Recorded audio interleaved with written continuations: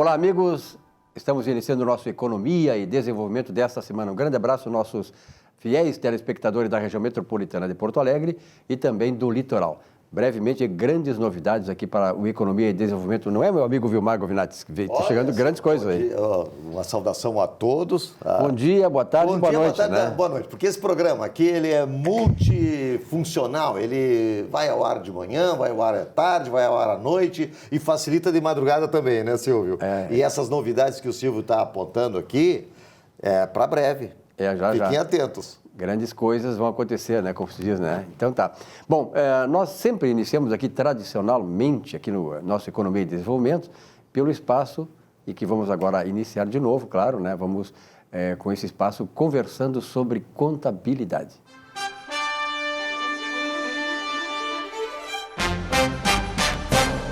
E claro, nesse espaço, Salésio D'Agostinho. Prazer em tê-lo aqui novamente, meu amigo Salésio D'Agostinho, que é um ícone da contabilidade nacional, né? A liderança não só regional, o Salésio é nacionalmente conhecido. O professor conhecido. Salésio, ele sempre traz não só novidades, como coisas importantes para a classe profissional, para a classe empresarial e para o público, para o povo em geral. Com certeza. E, aliás, os empresários, quem quer... Nós estamos num processo, né, Salésio, de aumento das startups, que são empreendimentos, né?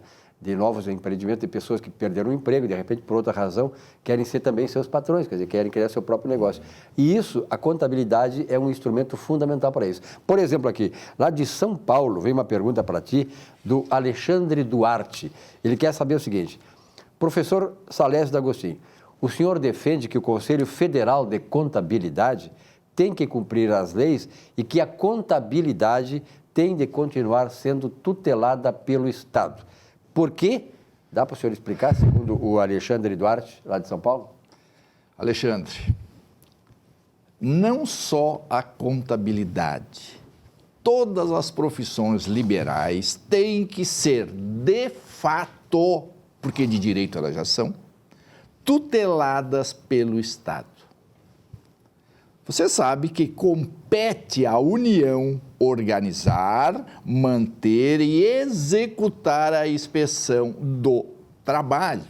Isso são funções indelegáveis, é função da União, ela não pode transferir para terceiros esta função. Os conselhos profissionais executam, em nome do Estado, a inspeção do trabalho dos profissionais liberais. Quem é que fiscaliza o exercício dos profissionais liberais? O Conselho. Em nome de quem? Em nome do Estado. O Estado abandonou os conselhos profissionais. Qual é o resultado disso? A sociedade ficou desprotegida. Você acompanha todos os dias, é desvio de recursos, é lucros inventados, enfim, é roubalheira. O caso da Brumadinho, o caso da saúde, enfim, tudo isso acontece por quê? Porque os conselhos profissionais que deveria prestar um serviço de Estado, um serviço da União para fiscalizar como esses trabalhos estão sendo executados, não estão fazendo isso. O que é que nós temos que fazer? O Estado tem que reassumir esta função. O Estado tem que fazer com que os conselhos efetivamente cumpram com a sua obrigação, que é dar proteção à sociedade. A sociedade fica protegida.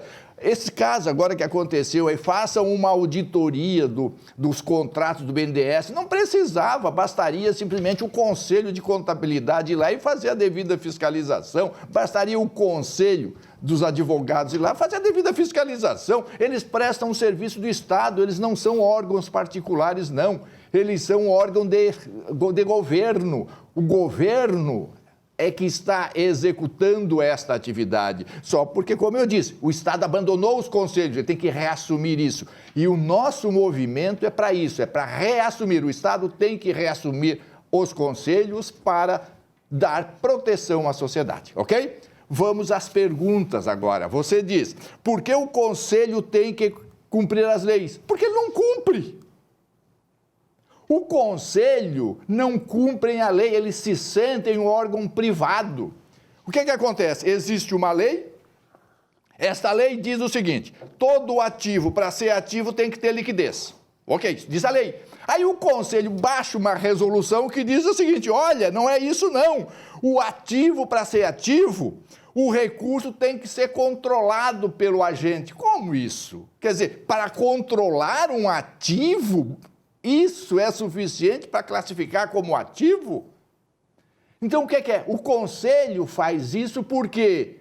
Para complicar a vida dos profissionais, para facilitar a manipulação de resultados, para servir o capital, porque você sabe que o capital sobrepõe muitas vezes ao interesse coletivo. Aí entra o Estado e diz, não é por aí.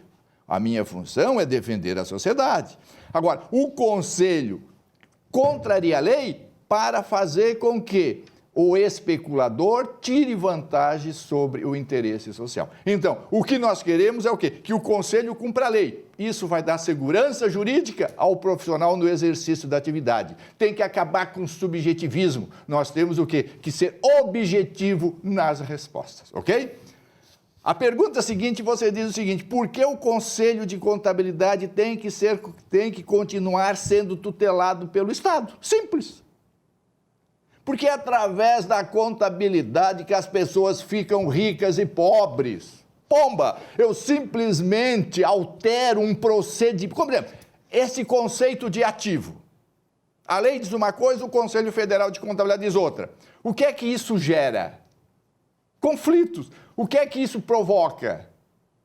Provoca manipulação de resultados. O Estado não pode se servir para isso. Então, a contabilidade ela tem que ser tutelada, porque é através da contabilidade que nós deixamos as pessoas mais ricas e mais pobres, alterando o conceito. Então, quando se tem conceito, forma de registro e forma de ajuste dos ativos e do passivo, tem que ser tutelado pelo Estado, sim. Não pode deixar na mão de particulares, não, porque o particular tem interesse em criar lucros fictícios, tem interesse em desviar recurso e o Estado tem que proteger. A contabilidade, ela é muito importante, por isso o Estado não pode abrir mão, tem que estar tutelado. Não só a contabilidade, como todas as profissões liberais. Os profissionais liberais são fiscalizados pelo Estado e o Estado tem que cumprir com essa obrigação, Silvio.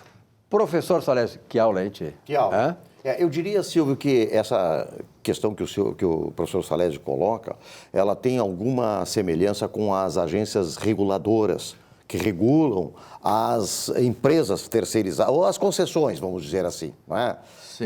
E de um lado, então, existem essas agências que cumprem o seu papel, mas via de mão contrária entra essa situação de tentar privatizar os conselhos, que é um paradoxo. Sim, o fato é o seguinte, quem é que fiscaliza o profissional liberal? Quem fiscaliza o contador?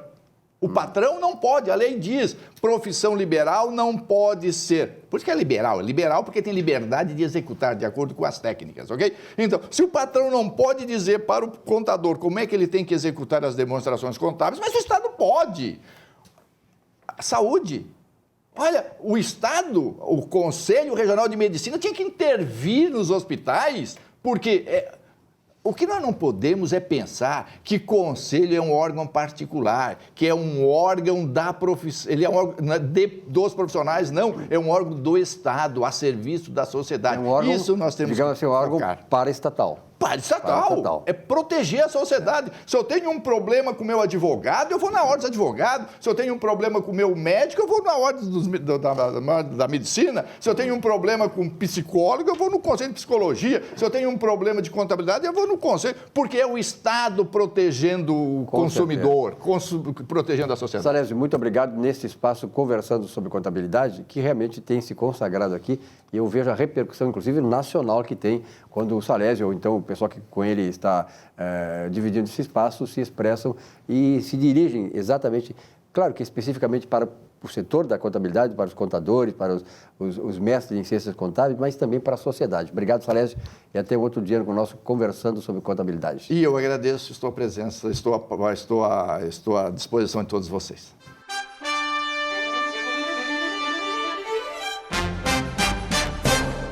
Olá, Tudo o que acontece com você, sem exceção, é efeito da combinação entre intenções e crenças.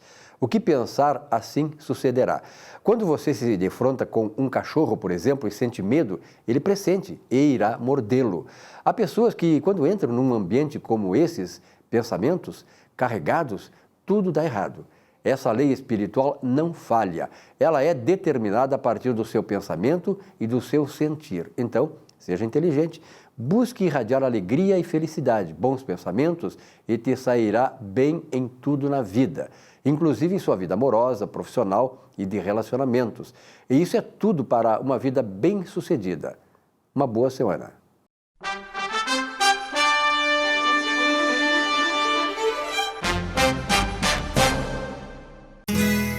Ser gaúcho é preservar as tradições, é valorizar a educação e acreditar que um futuro melhor nasce nas páginas de um livro.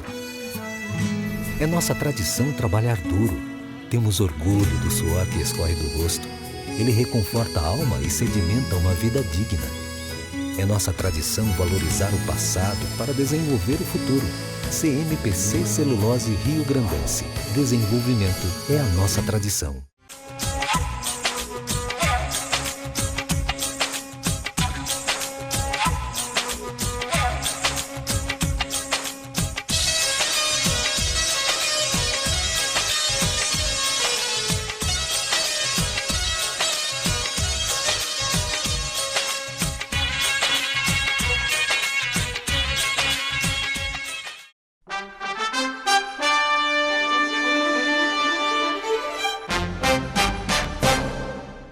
Olá, meus amigos e amigas, telespectadoras do programa Economia e Desenvolvimento.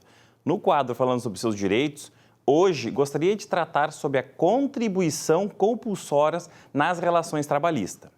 O benefício social familiar tem como objetivo amparar e transmitir tranquilidade aos trabalhadores e seus familiares em momentos felizes, no caso de nascimento de filhos do trabalhador, ou na fatalidade, seja que de natureza for, independente da idade, doença pré-existente ou qualquer causa-mortes, sem qualquer burocracia ou carência, independente, inclusive, do fato da empresa estar ou não contribuindo na forma prevista em convenção coletiva de trabalho. Lembramos que todas essas assistências e benefícios são previstos e descritos em convenções coletivas de trabalho e ainda poderão ser estendidas aos cônjuges e filhos para que os trabalhadores e as suas famílias sejam amparadas com esses benefícios. Na prática, essas contribuições estão sendo confundidas com a contribuição sindical, a qual deixou de ser obrigatória pós-reforma trabalhista promovida pela Lei 13.467 de 2017, gerando, por equívoco das empresas, o não pagamento dessa contribuição. E isso vem acarretando inúmeras demandas judiciais, procedentes pelos sindicatos ou pela confederação sindical. Por isso, é cada vez mais importante que o empresário, o empregador, participe ou envie um representante nas convenções coletivas, tanto coletivas patronal quanto convenções de empregados, pois causas de direitos e deveres sempre são discutidos nessas convenções, que por regra são anuais. E essas cláusulas são vinculativas às empresas e empregados, não podendo ser alegado desconhecimento das mesmas. Por fim, eu agradeço a audiência, desejo a todos uma boa semana e até o próximo programa.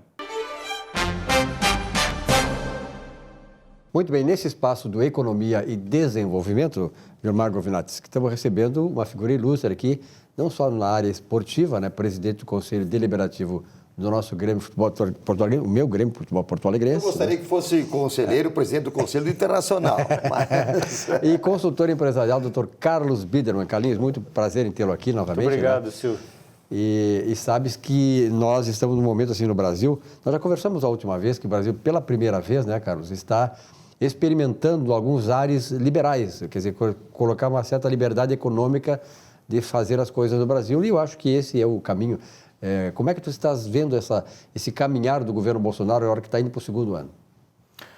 Olha, Silvio, difícil fazer uma análise ampla do cenário, mas eu acho que os sinais são positivos, sabe?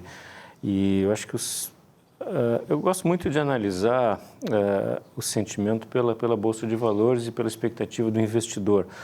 Não que uma pessoa me diga que isso pode ser uma visão muito financeira das coisas que estão acontecendo, mas, pelo contrário, eu acho que isso é um bom termômetro, uma boa análise, né? Então, acho que os mercados estão dando respostas positivas de expectativas ao Brasil, de uma certa forma ainda lenta.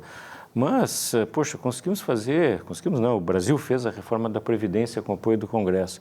Tem uma reforma administrativa proposta, agora já foi uma primeira feita ano passado, agora uma segunda com um pouco mais de intensidade proposta esse ano, com toda a chance de passar.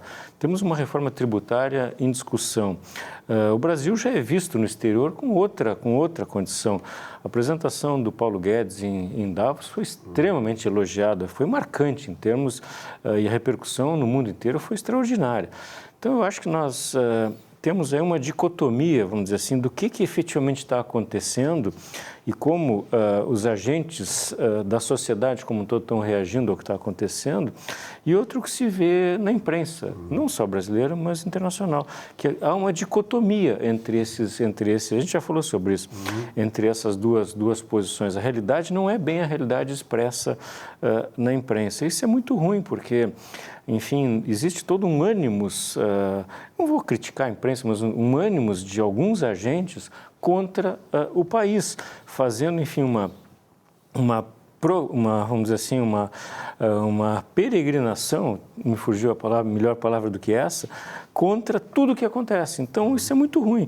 Mas os fatos, e hoje nós temos uma velocidade de informação que foge, vamos dizer assim, da mídia tradicional e que reflete uma situação muito diferente da que é refletida na mídia. Então, eu acho que isso é muito positivo. Que bom se houvesse, vamos dizer assim, um ambiente mais favorável para reconhecimento das coisas boas que estão acontecendo. Então, eu vejo com muito otimismo o Brasil para esse ano. Acho que o cenário internacional é favorável. A gente não sabe o que pode acontecer com o coronavírus, que é um risco realmente grande em termos de que pode acontecer no mercado, mas eu acho que tenho esperança que isso seja dominado e controlado como foi a SARS rapidamente, até mais rapidamente que foi a SARS. Eu acho que isso efetivamente está acontecendo, tenho esperança que esteja acontecendo, posso estar errado, mas isso é um risco que nós temos. Mas acho que fora isso, o cenário econômico internacional e o cenário no Brasil é muito positivo, para o Brasil retomar uma posição, não vou dizer de liderança, mas uma posição de destaque no cenário internacional, favorecendo tremendamente as empresas.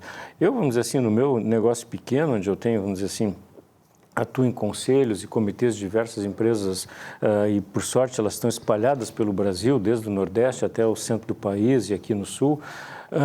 E, vamos dizer assim, algumas transações que estavam paradas há algum tempo. Impressionante, agora em janeiro isso destravou tudo, tá certo? Está todo mundo querendo fazer negócio. E eu conversando com pessoas também, amigos, enfim, esses dias, a impressão deles, dos advogados, enfim, poxa, os negócios estavam parados e agora as coisas estão andando. Impressionante, janeiro, que aqui no Sul normalmente as coisas eram mais travadas. Pelo contrário, esse ano a coisa destravou. Eu acho que nós temos aí excelentes sinais de que nós vamos ter um país completamente diferente num futuro muito próximo, senhor. Carlos Biedermann, geralmente, isso não é nem geralmente, é regra geral mesmo, todos os governantes nos primeiros anos começam a fazer viagens. Viajam para a Europa, viajam para a Ásia, viajam para a América do Norte em busca de novos negócios. Mas uns viajam para Bolívia, para Cuba e tal. Alguns não nem outros viajam para Bolívia, para Cuba. Alguns vão mais perto, em vez de buscar dinheiro, vão oferecer dinheiro. Vão levar dinheiro, né? Mas isso aí é uma realidade, infelizmente, que aconteceu e tomara que não aconteça mais. Mas o próprio governador Eduardo Leite viajou recentemente também em busca de negócios. Tá? O presidente Bolsonaro retornou agora da Índia, tá? Em busca de negócios. A resposta desses negócios, embora a regra geral é ir em busca de negócios, mas a regra geral do retorno desses negócios não foi, até então, não é, muito eficiente, muito eficaz no resultado. Tá? O senhor vê que com essas reformas todas, de previdência, essa reforma administrativa, essas reformas que estão sendo levadas, que já foram levadas a cabo, a trabalhista mesmo, a primeira delas e tal, o senhor vê que, então, essas reformas vão trazer esses negócios, quer dizer, esta peregrinação do presidente terá mais eficácia do que as peregrinações anteriores? Eu creio que sim, os sinais são positivos. Acho que, como dissesse muito bem, eu acho que as respostas não são muito rápidas nesse tipo de situação, né? Isso vale muito mais como uma demonstração de boa vontade e mostrar um pouquinho do Brasil lá fora, até porque as notícias que chegam lá são muito distorcidas, tá certo? Então, eu acho que, vamos dizer assim, os reflexos nunca são imediatos. A mudança de humor dos investidores, ela é lenta, né? Os investidores internacionais ainda não chegaram na Bolsa brasileira e a Bolsa ainda continua muito barata, né? Então, eu acho que essa resposta vem em algum tempo, mas é melhor que a gente esteja num processo de recuperação lento, gradual, constante e firme, que mostre, eu sempre digo isso, uma inversão da curva. Isso é extremamente importante para o investidor ver, ele mostra uma inversão da curva e nenhum risco de mudança de cenário num futuro muito próximo. Eu acho que se a gente quando tiver essa visualização de que as reformas que estão sendo feitas são para ficar e elas são consistentes, eu acho que aí o Brasil realmente toma um novo rumo. A nível de privatizações, o ano passado o Brasil foi extraordinário. Não lembro dos números agora, mas eu tenho, enfim, tido bastante contato com o Salim Matar. Os resultados são extraordinários. Essa semana venderam 1 bilhão de ações excedentes do Banco do Brasil. Venderam como efeito financeiro muito pequeno, mas como demonstração super importante, 2 casas que eram preocupação de ministros em Brasília com ágio extraordinário. Uma casa que era por 7,5, venderam por 10, que era a casa destinada ao ministro Paulo Guedes, foi vendida por 10 milhões de reais. Então o Brasil está arrumando a casa ao longo desse tempo, já demitiu quantos cargos em comissão. Então, esse arrumar de casa é lento, né? Mas ele demonstra e efetivamente uma mudança de rumos. Os objetivos de privatização para esse ano são extraordinários. Para o ano que vem também. Aqui no Rio Grande do Sul temos empresas que vão ser privatizadas, né? A Transurb vai ser privatizada. Casualmente, a pedido do Salim, estou lá no conselho da Transurb. A Ceitec vai ser provavelmente extinta, né? CE vai ser privatizada, provavelmente a CE Distribuição vai ser privatizada esse ano, né? No Paraná está sendo privatizada a Copel Telecom. Então, a nível federal, muita coisa acontecendo. Então, tudo isso vai remeter para um país completamente diferente do que se tinha. Carlos, nós tivemos aí recentemente no país, a Fundação Getúlio Vargas fez um estudo dizendo que o Brasil foi surrupiado em mais de R$1 trilhão pela corrupção dos governos Lula e Dilma. R$1 trilhão, olha a representatividade que tem isso aí. O nosso PIB é 6,5 trilhões de reais. R$1 trilhão foi para a corrupção dos governos Lula e Dilma. Quer dizer, hoje o que se vê é um governo que combate a corrupção, onde ele vê que existe corrupção, ele corta pela raiz. Isso aí é fundamental, né, para que nós possamos atrair investidores, não só a segurança jurídica, mas a seriedade e a transparência do governo. Eu acho que isso é uma característica desse governo. Posso dizer o que quiser, que não gosto do Bolsonaro porque ele é isso e aquilo, sei lá. Eu não quero o Bolsonaro, como se diz no futebol, né? Para ser marido da minha filha. Eu quero ele ser para ser presidente da República, tá certo? Ele está fazendo esse papel com raro brilhantismo, tá certo? Então, dá para elogiar tudo que ele faz, obviamente não estou lá, vamos dizer assim, apoiando tudo. Evidentemente que tem coisas que a gente sempre tem para criticar, mas a linha geral é muito positiva, né, Silvio? Então, acho que, de novo, as coisas estão andando muito bem, o apoio é fundamental para que as coisas continuem andando. Então, eu estou muito otimista, né, de novo, em relação a todo esse processo. Então, acho que realmente a gente... E aqui no Rio Grande do Sul, trazendo um pouco a conversa aqui para o Estado, né, tivemos essa semana aí vitórias importantes nas assembleias, cujo efeito financeiro talvez seja pequeno. A reforma administrativa, né? O efeito talvez seja ainda pequeno, mas é emblemático. Mas é emblemática essas vitórias do governo Eduardo Leite. Tem que, enfim, o processo todo começou com Sartori é importante nessa mudança de rumos do Rio Grande do Sul. Eduardo Leite continua esse processo, então acho que o Rio Grande do Sul também começa a ter alguns sinais positivos aí de recuperação do Estado que são extremamente importantes. Não existe como ter um Estado proativo, positivo, se as finanças estão absolutamente desequilibradas, né? E a questão da corrupção tem total razão, não tem nada que acrescentar ao que tu dissesse. Não sei se o número é 1 trilhão ou 500 bilhões, sei lá quanto é que é o número, mas a seriedade com que esse governo está atuando, não existe absolutamente nada que possa dizer. Tem aqui ali, se a gente via manchete de um jornal acusando que o irmão do presidente estaria fazendo lobby aqui ou ali, então eles estão procurando situações, estão criando fatos, muitas vezes, que não existem para tentar desestabilizar o governo, mas o fato é que tentam esconder esse trilhão de alguma forma e tentam buscar alguma coisa para desestabilizar, o que é absolutamente antipatriótico, antipaís e que tem realmente atrapalhado bastante as coisas. Carlos, o senhor passou por uma análise em nível federal, passou também por uma análise em nível estadual. Vamos dar uma pincelada na análise em nível de nossa tribo aqui do município. Nós temos amanhã uma situação bastante complexa, que é na Câmara de Vereadores, a situação aí da passagem de ônibus, né? Que tem 5 variáveis, aí, 5 situações colocadas pelo prefeito municipal para baixar a passagem de ônibus. É uma revolução, não tem dúvida nenhuma, né? É a questão do aplicativo, 28 centavos por quilômetro rodado, etc. Né? Uma rápida pincelada, o senhor tem condições de nos ajudar nesse sentido? Eu admiro muito o prefeito Marquesan, votei nele, não votaria de novo. Votei nele, é uma pessoa que fez um trabalho muito importante na Câmara Federal, porém essas medidas são estapafúrdias, né? A primeira de aumentar da forma como aumentou o IPT, pode se discutir aqui ou ali, tem alguns aspectos, enfim, que poderia se aceitar, mas todo aumento de imposto é nefasto para a sociedade. Toda vez que se retira recurso da sociedade e transfere para o poder público, nós estamos gerando desperdício, tá certo? Por definição. Isso não tem discussão sobre isso. O cara gera um aumento de IPTU de 68 milhões e gasta 35 em propaganda, em jornais fora de Porto Alegre, para defender o IPTU de Porto Alegre, no Estado de São Paulo, no Valor e na Folha de São Paulo. Que é isso? O Tribunal de Contas entrou e acho que, quer dizer, não sei se acabou com essa festa, mas não faz nenhum sentido. Agora, essa proposta de redução da tarifa de ônibus, que seria em si louvável, mas a forma como está sendo feita poxa, ontem eu ouvi a entrevista do secretário defendendo o pedágio para as pessoas, para os automóveis da grande Porto Alegre. Eu troquei de estação, vou ouvir uma música. Eu não vi essa conversa desse cara, porque realmente não faz nenhum sentido. Então, as propostas de compensações são absolutamente ridículas. Quando a sociedade encontra uma alternativa de se locomover de uma forma mais barata e eficiente, gerando emprego, gerando renda para os motoristas de aplicativos, poxa, o mundo mudou, poxa, os caras estão aí transportando, as pessoas estão felizes que pode pegar um Uber, em vez de esperar um ônibus que leva 10, 15, 20 minutos, meia hora, às vezes atrasado, com calor, sei lá em que condições vai chegar do outro lado, não sabe como é que está o trânsito, ele pega um aplicativo no celular, marca em 1 minuto ele está recebendo do carro, ele já sabe que daqui a 5, 10 vai chegar no seu destino, pagando um preço barato. Poxa, à medida que se encontrou, a sociedade encontrou essa solução, aí vem o poder público e vem taxar esse negócio, vem impedir para privilegiar o que está morrendo, porque por razões óbvias e naturais morreu. Tá certo? Ou está morrendo? Não morreu completamente, obviamente que não.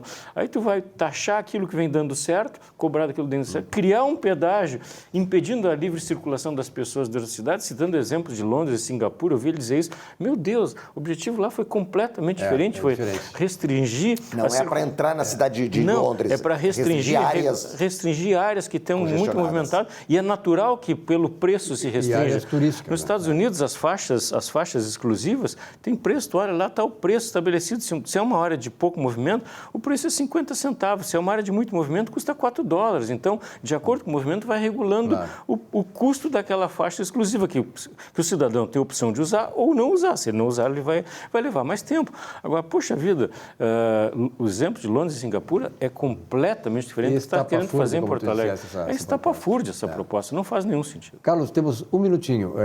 Está chegando aí a Libertadores da América. Tem um time que vai fazer o exame do Enem para ver se entra na fase quente da Libertadores. O Grêmio vai direto.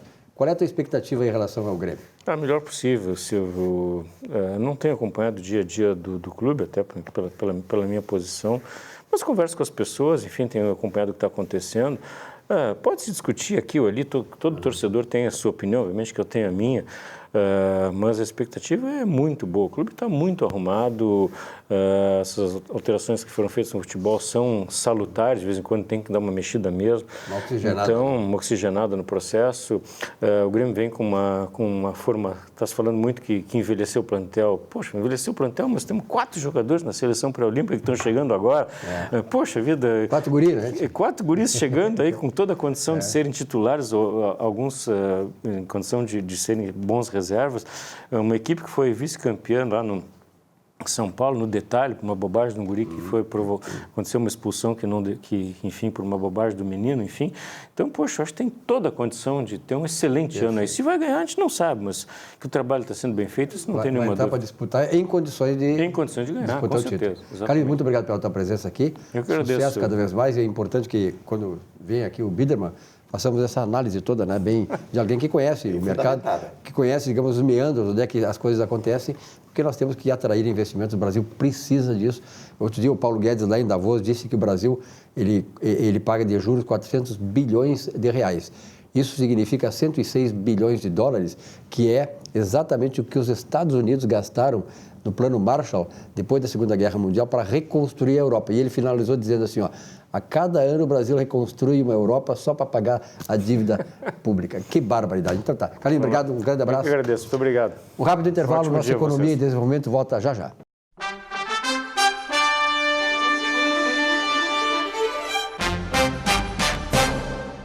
Um show de humor gaúcho sem palavrão e com muita alegria e interatividade. Zurba Fagundes. Mais de 300 espetáculos no Rio Grande do Sul, Santa Catarina e Paraná, nos melhores palcos do Brasil. 2 vezes finalista no Festival da Mentira de Nova Brécia. Atração no Show do Tom. Programa Silvio Santos e Ana Hickman. Teatro, congressos, encontros, jantares, brigas de casal e bocas livres em geral. Zurba Fagundes. Diversão garantida ou seu mau humor de volta. Contrate esse artista gaúcho antes que ele morra de fome.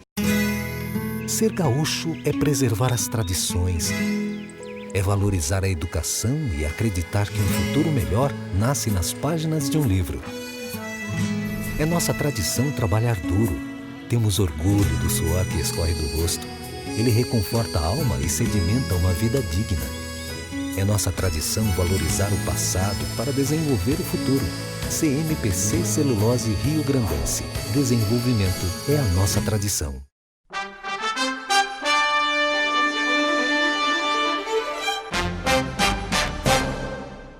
Há poucos dias eu tomei conhecimento de um projeto de lei que chegou na Câmara dos Deputados, proposto por um deputado do Distrito Federal, o professor Israel Batista, se não estou enganado.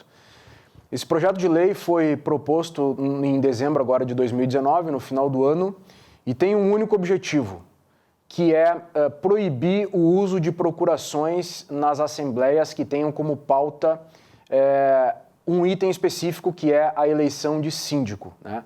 Então, esse projeto de lei, ele tem 2 artigos apenas, um deles que diz que tem que ser proibido, então, a utilização de procurações nas assembleias de condomínios, fala de cooperativas e associações, que não nos diz respeito, mas em relação aos condomínios, diz lá que quando a Assembleia tiver como pauta a eleição de síndico, essa pauta não poderá ser votada por procuração, todas as outras podem, né? E qual é a justificativa desse projeto? A justificativa, segundo o próprio deputado, é que essa modalidade do uso de procurações, ela acaba, digamos assim, com o senso de coletividade, né? Incorrendo muitas vezes em que determinados grupos fiquem no poder, se perpetuem no poder das gestões condominiais por mais tempo. Aqui me cabe uma crítica, obviamente, a isso. Primeiro, porque violaria o direito de representatividade, né? Imaginem que tem propriedades em condomínios que são de pessoas jurídicas, e pessoas jurídicas são representadas por procuradores. Então, esses procuradores não poderiam ir lá votar, não teria lógica nenhuma. Mais do que isso, por que todas as outras pautas poderiam ser votadas por procuração e apenas a eleição de síndico que não? Então, me parece que é um projeto vazio, que não tem nenhuma justificativa plausível para que passe, evidentemente, né? Eu vou acompanhar esse projeto, a tramitação desse projeto, e ao longo dos programas aqui eu venho trazendo informações para vocês conforme ele vai atualizando. Uma boa semana a todos e um grande abraço. Nossa Economia e Desenvolvimento aqui com vocês, né? Breve, grandes novidades aqui. O ano começa realmente, como disse o nosso convidado agora anterior aqui, o Carlos Biderman, as coisas estão se revolucionando nesse país. O janeiro começou maravilhoso, fevereiro certamente vai ser melhor e nós torcemos, né, Vilmar, que as coisas realmente caminhem muito bem para todo mundo. O Brasil precisa de um grande salto. E hoje eu trago aqui com muita alegria um grande amigo que andava... Aliás, esse amigo tem 2 características fundamentais, 2 qualidades. Em primeiro lugar, é conterrâneo de Uruguaiana. Em segundo lugar, é gremista. Pois é, não é? Hamilton Então, Pereira, que bom te ver, cara. A qualidade de ser da fronteira é uma qualidade que é incomparável, né? Agora, a qualidade de ser gremista, essa é comparável, viu, Hamilton? Mas eu tenho essa satisfação. O Hamilton é uma pessoa extremamente bem relacionada, verdade, né? E eu, infelizmente, não o conhecia. Estou conhecendo hoje, é um prazer enorme. O prazer é meu, igualmente. Muito maravilhoso estar aqui com vocês. Né? Hamilton, tem um camarada muito vivido, chegado ao presidente Jair Bolsonaro, o governo do Bolsonaro e tal, que é uma coisa, outra qualidade, né? Outra qualidade, alguém acreditar sim, também. nesse viés que nós estamos agora entrando no Brasil e certamente vai fazer com que o Brasil resgate a sua própria identidade. Bom, como é que tu está achando as coisas? O que está vendo aí? Acho que ele está encaminhando o Brasil para uma verdadeira revolução na área produtiva, né? Na economia principalmente, e está aparando algumas arestas com a dificuldade que o Brasil sugere, depois do governo da Revolução dos Militares, com uma série de entraves que não deixam os governos... Quase tornam ingovernável o país. Tornaram, exatamente. Então, hoje, tudo que o governo faz, ele termina lá no judiciário. O judiciário é a última palavra. Não tem Câmara, não tem Senado, não tem presidente, não tem ninguém. A última palavra é o judiciário. Quem governa é o judiciário, faz o que quer.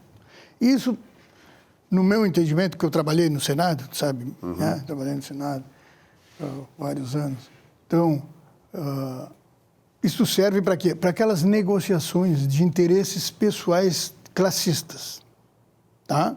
Então, favorece só uma determinada classe que quer elevar sempre o seu salário, as suas garantias de trabalho, aquela coisa toda. Então, você não vai me dar isto? Eu não deixo acontecer aquilo. Você quer mudar isso? Mas só se me der o que eu estou te pedindo. Então, isto no Brasil tem que mudar. Tá? Se não mudarem isto, esquece Brasil. Tá? Eu sou um que, sinceramente, hoje eu fiquei impressionado.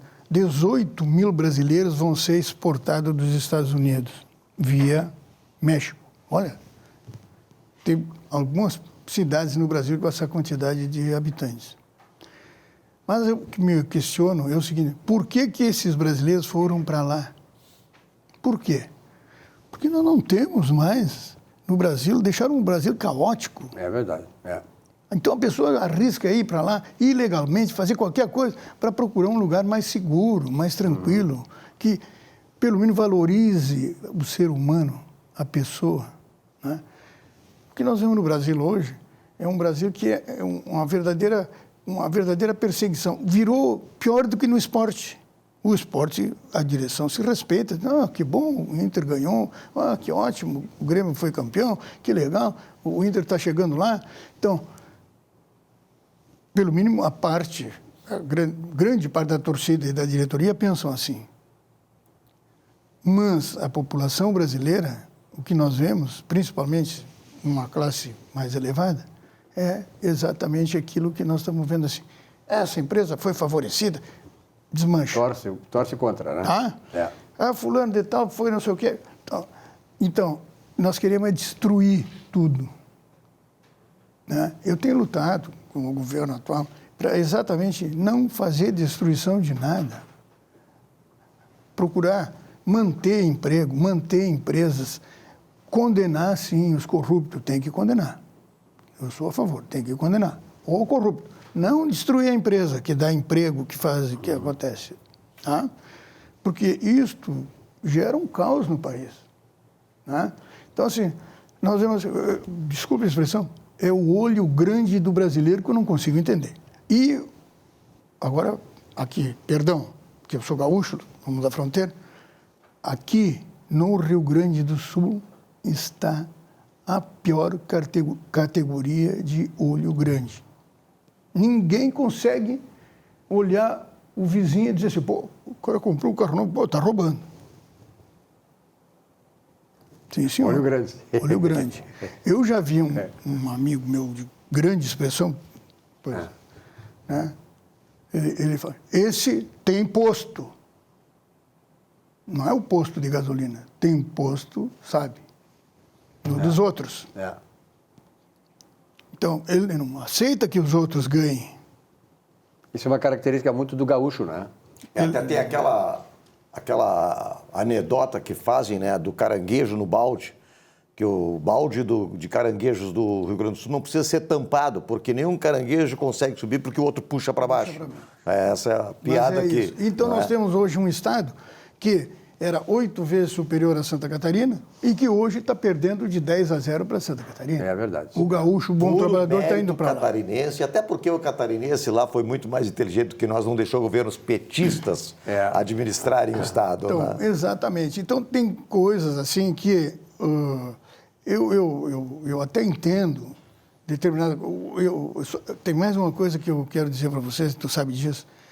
Muitas coisas eu contrario nesse setor assim da parte técnica da livre economia, tá?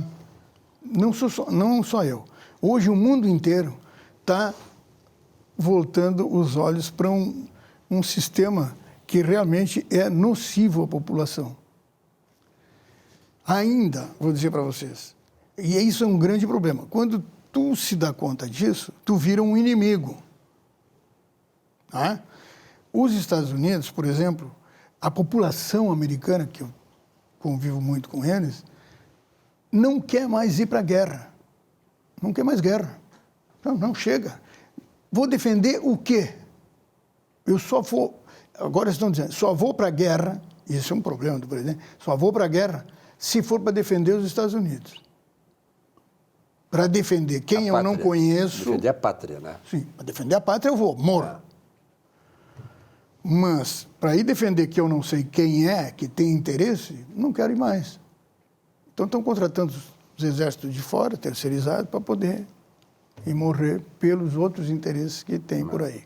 Bom, então, muitas vezes, quando você fala isso, e dentro dos Estados Unidos também, ele vira vamos dizer assim, um contrário, um inimigo da pátria, da situação.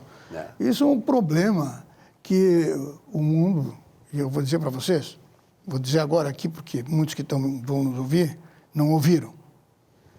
O projeto é dividir o mundo em duas grandes potências, Estados Unidos e China.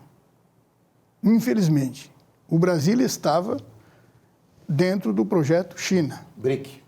Dentro do projeto China. O Bolsonaro está fazendo todo o esforço para trazer o Brasil de novo para dentro americano, tá? Que para nós é uma vitória extrema. Com certeza. Tá? Porque ou nós vamos viver na opressão total chinesa, que não tem, ninguém vai me dizer que não é isso, tá? Aquelas 3 capitais que vocês conhecem, não é, mas o resto, tá? Por favor. Então, o que nós temos hoje é essa divisão que está vindo. Eu achei que não ia viver para ver, mas já estou achando que até vou. Então, o grande problema, nós temos ali um vizinho, que é a Venezuela, que os interesses do petróleo da Venezuela para a China é muito grande, e a China vai provavelmente entrar por ali. E dali viria para o Brasil, tá? Estrategicamente. Mas aí o Exército já está sabendo disso, já está tomando conta disso, e estão se aproximando novamente dos Estados Unidos para... O grande problema é os interesses capitalistas no sentido de nossas reservas. Então, eu falava para ti antes, o que aconteceu? Falei para o Bolsonaro, essa questão dos tributos dos minerais, ele acabou aceitando, a campanha dele vinha nesse sentido, de que ele ia taxar minério, e porque, eu até dizia para o nosso contador, que foi entrevistado anteriormente, pergunte para a Receita quanto é que o Brasil arrecada em ouro, em pedras preciosas, em nióbio, enfim, tudo que você... Só é tributado, não é tributado, porque é exportado, não tem tributo, mas tem aquele royalty de 0, 1,5%, sobre o ferro. Agora, eu vou dizer para vocês aqui uma denúncia fantástica, e está aprovado, lá nos Estados Unidos, uma tese de doutorado de lá e feita aqui na URGS. O ferro brasileiro é vendido pelo valor da commodity, certo? A commodity é $15, certo? As nossas companhias exportadoras de minério de ferro exportam o nosso ferro a $3. Imagina, todo o resto fica lá fora. Esse dinheiro que viria para o Brasil, para movimentar outros segmentos... Faz falta para o país, faz falta para a população. Fica lá fora. Fica lá fora. A fortuna. Fortuna. Hamilton, esse papo é maravilhoso. Pela primeira vez nós estamos vendo assim, uma análise geopolítica importante, mas nós temos um tempo já que está esgotando, né? E quero te convidar para participar mais vezes aqui do programa, porque realmente eu acho fundamental, é um objetivo do programa trazer coisas inéditas, novas e que possam, de certa maneira, colocar luz naquilo que está acontecendo. Obrigado pela tua presença aqui, tá? E até uma próxima oportunidade que seja muito rápida, né? E imediatamente e mais frequente aqui no programa. Tá bom? Obrigado. Um rápido intervalo, nossa Economia e Desenvolvimento volta já já.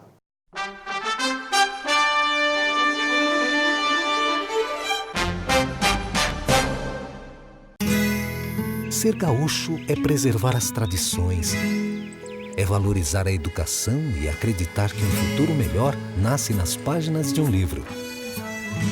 É nossa tradição trabalhar duro.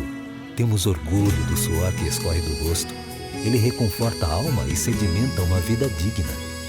É nossa tradição valorizar o passado para desenvolver o futuro. CMPC Celulose Rio Grandense.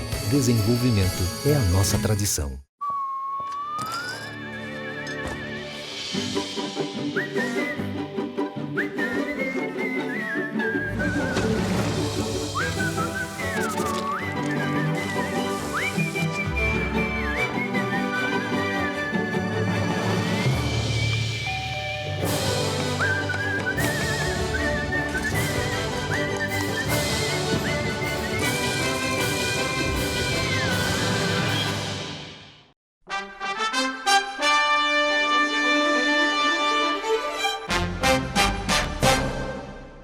O nosso comentário hoje fala a respeito de uma questão que, por vezes, a gente tem escutado e debatido em algumas outras mesas de debates, e é a questão da família.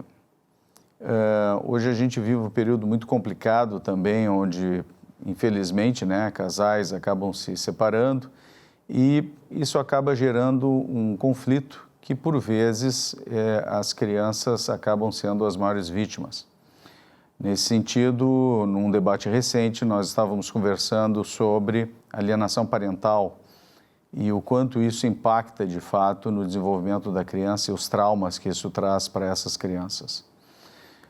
É importante a gente entender que isso tem impactos não só do ponto de vista das próprias famílias, mas também impactos sociais muito importantes.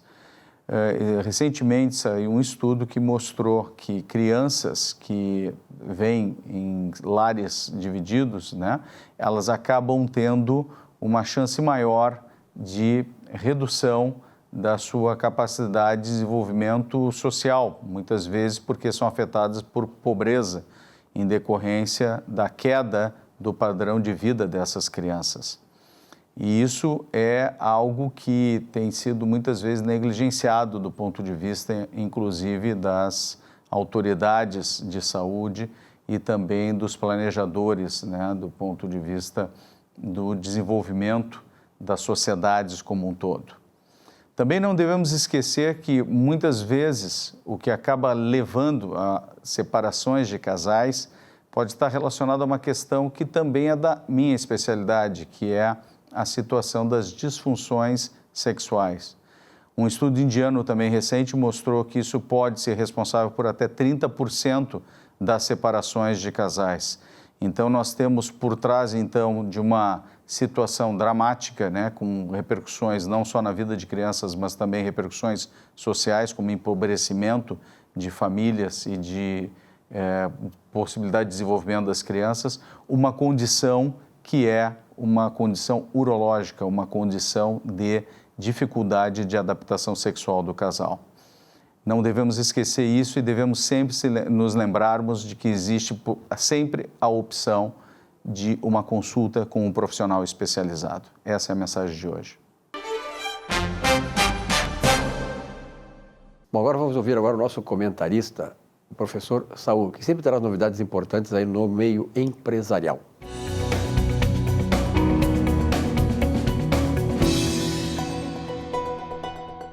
Quem nunca quis fugir de si mesmo?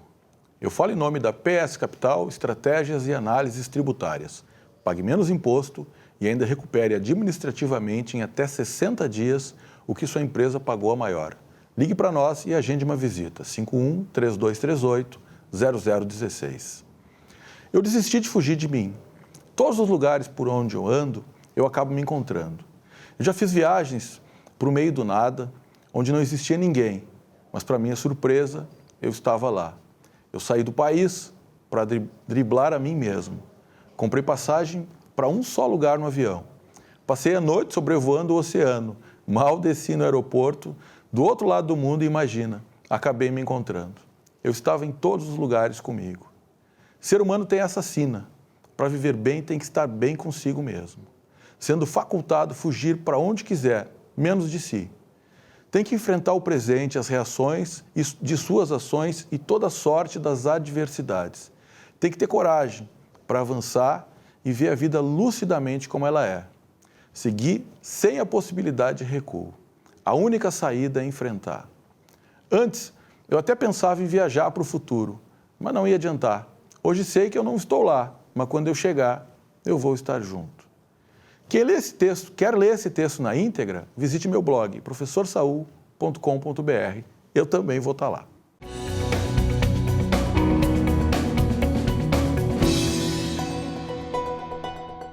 Bom, no espaço dos comentaristas aqui do Economia e Desenvolvimento, vamos ouvir nosso Luiz Braz. Um grande abraço para o meu amigo Silvio Lopes. Estou aqui novamente em nome de Zafari Bourbon, onde economizar é comprar bem. Mas olha, sabe que me agrada muito esta ideia de subsidiar a tarifa do transporte coletivo, porque nós voltaríamos a ter novamente a população em condições de pegar seu ônibus e ir para qualquer lugar. Imagine se a tarifa pudesse reduzir a R$ 2,00 e R$ 1,00 para estudante, seria bom demais. Agora, o que não está certo é as fontes, a fonte que o governador, que o prefeito quer utilizar para que esta tarifa possa ser reduzida a esse patamar. Não dá para cobrar o pedágio para as pessoas que vêm de fora e querem penetrar em Porto Alegre. Seria realmente muito ridículo que nós cobrássemos pedágios assim. Agora, tem um pedágio que faz muito tempo que aqui as administrações públicas queriam cobrar e depois pararam, porque é alguma coisa que acontece na Europa, é alguma coisa que acontece em outros países fora da Europa também, mas que é fonte de renda, mas eles não querem isso só para renda, eles querem isso exatamente para que as pessoas penetrem menos no centro da cidade, para que tenha menos movimento no centro da cidade.